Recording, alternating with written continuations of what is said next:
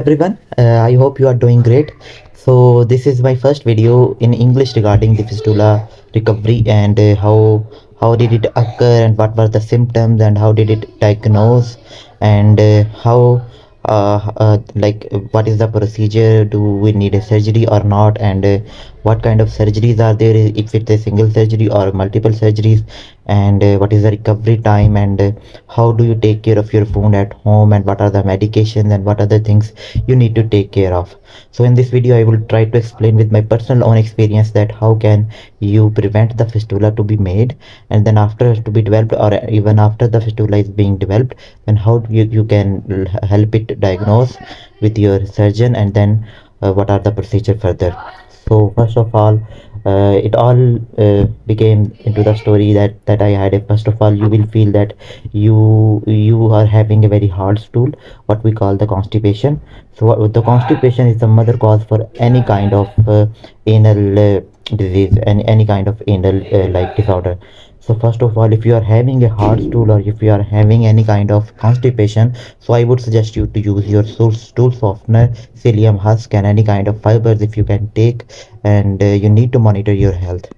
And these are the first things you need to take care if you want to prevent the fistula or any kind of anal disease.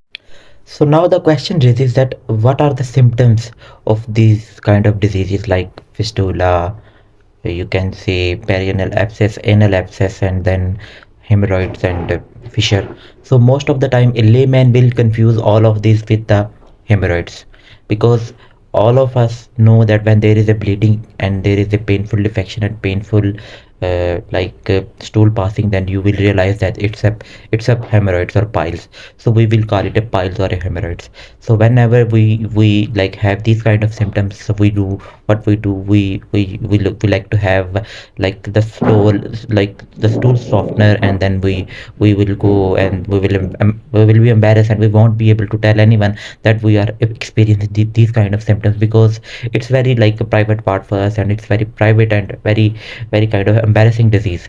So I believe that early days of my disease, because I've been suffering from fissures for the last 3 to 4 years, and the constipation for like 1 decade, and I did not pay attention to it, and even I was shy to tell even to doctors that I have been suffering from these kind of the problems. Then what I made it, the what major mistakes I made is that I used to do a lot of eating habits, including, you can say, having those kind of diets that actually trigger the constipation, and did not have any kind of physical activities. During my university time, I used to do a lot of physical activities, including going to gym and having like the brisk walk and all these, but during the office time I did not pay attention to it, and I actually paid the price. I'm actually currently paying it, but Alhamdulillah, I'm recovering it. So what happened that first of all, I used to saw blood during my defection and stool passing, and then after there was blooded stool and there was pain after that. So when I visited the doctor, they said it's a fissure. So I just used the GTN and other like the softener, and then they recommended me with some painkiller, and having my lifestyle changed. So I did that, but it did not like uh, help me much. But at the end, during the last 3 to 4 months, I've been having this kind of small ball type thing uh, at the perianal side of my anus, and this ball side of things was again moving towards the left, and it was very painful while sitting. So I was unable to sit, and there was blooded stool and then the blood. So at last I went to the doctor and the surgeon, to be very specific, and the surgeon told me it's a fissure. So I came home, and they said that we need to have a surgery to make it out, and we have a very easy thing going out. But well, at later stage, when I went to the surgeon before admission for the surgery, I told him that I have this ball type of thing, and then I have a pain at the left side of my anus, and then he advised me to have an ultrasound for that perianal region. So when I had an ultrasound, so they said there is a track moving towards the left side and towards the perineal side of the anus.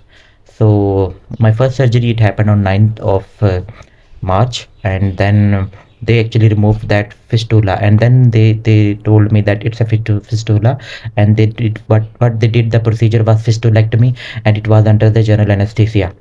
and they made an opening inside the anus and outside the left side at like 12 o'clock, or sorry, at 1 or 2 o'clock of the anus side. So at the end, this was my first surgery. I came home after the operation. It was an under general anesthesia, and I had a little bit pain. But when I came home, I passed the first stool after 48 to 60 hours after the operation. So it was very painful, and doctor advised me not to have any kind of diet which can cause constipation, and you need to have a soft stool so you can avoid the pain. And then you need to sit in the sits bath. What we call sits bath means that we need to sit on a like you need to have a small kind of you see bucket where you can sit, and then you need to have a water, like not very too much hot water but little warm water your body can bear. And then you need to put some salt in it, and the salt would be like against 1 liter of bottle and 1 tablespoon. So if you are having like 5 liter water, and then you need to put 5 teaspoon of the salt, and then need to sit on like 10 to 15 minutes a day, at one time, and 2 to 3 times a day. And after passing stool you should sit on that, so it will lower your pain. But after that, after passing 3 weeks, the pain did not go away. Even there was a swelling at the perineal side of my the anus, and then I started feeling again there was pus coming out of on the gauze pad which we place on the wound. And then I visited the doctor again, and he said that oh my god, you need to have another surgery because it's a fistula on the upper side of the anus. So I was confused. I said that what is that? Then I went to read these kind of articles on the Google, from Harvard, from Mayo Clinic and all that.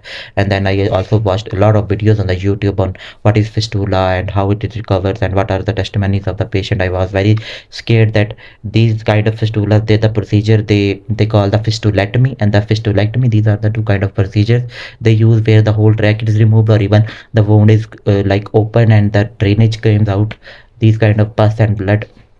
So after reading all these, I went to the surgery.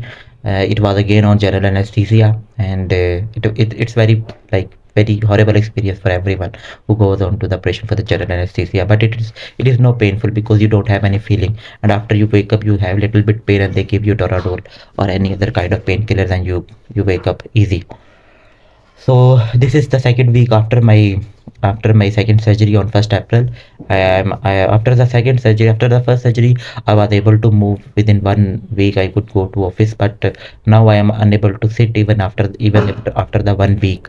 You can see that if the Seton is placed, Seton is actually the thread they place inside, because now the fistula is high on the perineal side, and there was perianal abscess, and they cut open the wound and the drainage is done. And now they have placed the Seton, the thread and the fiber inside the two openings, which is transficteric fistula in my case. And now after the operation, it's been like the second start of the second week, and I still cannot sit on my butt, and it's very painful. It's very you can say embarrassing as well. And I have lost of weight at least 3 to 4 kilos within 1 month. And I'm using stool softeners. I'm sitting in sits bath. I'm taking sits bath, and I'm also taking the antibiotics. And there are some other conditions we need to be taking care of. If you have diabetes, if you have any kind of blood pressure, any kind of other diseases, you should be monitoring that thing as well. So, but my advice to all of you, who if you are having these kind of symptoms or these kind of fistulas, you need to be taking care of it. If you have a surgery, then you need to be having the stool softeners, sits bath, antibiotics. And the recovery time for these kind of disease, if the Seton is not placed, if the fistulectomy is being done, you will be recovered within 2 weeks. But if you have Seton placed, and then the recovery time will be long. It will be like more than 3 weeks, or even 2 months or 3 months, depending upon the wound size and of course the treatment you are getting. So I believe that you should not be worried of any kind of disease. It's just thank God if you do not have any kind of disease.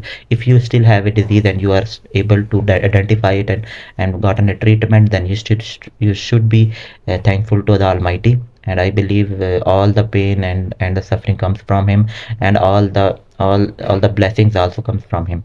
So we need to be thanking Allah Almighty for all kind of blessings, and we should be praying for each other. And I hope that any of your queries regarding the anal fistula, anal fissure, and these kind of diseases, I try to explain it with my own experience.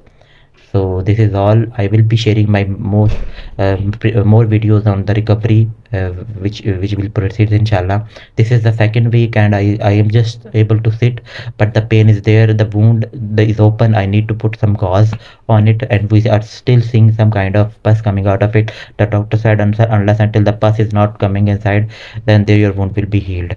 So this is it, and I believe, and we should be very careful about our height we should be very careful about our diet, our healthy lifestyle. If you have the healthy lifestyle, you will be able to live a very happy life.